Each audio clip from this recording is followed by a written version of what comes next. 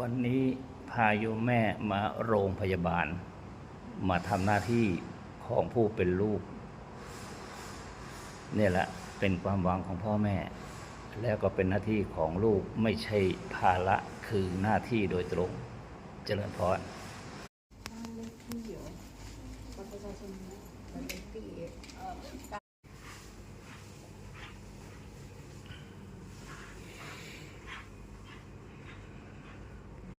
ไม่ถ่าย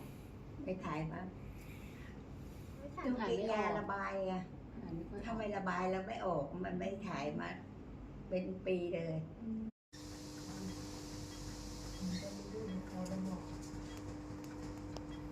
น้ำเปล่ายังไม่ พอจะหลับได้นะถ้าปล่อยให้ไข้ที่แล้วเขาไปกินอีกชั่วโมงยาวมันก็จะแย่นะพอจะหลับได้นะถ้าปล่อยให้ไข้ที่แล้วเขา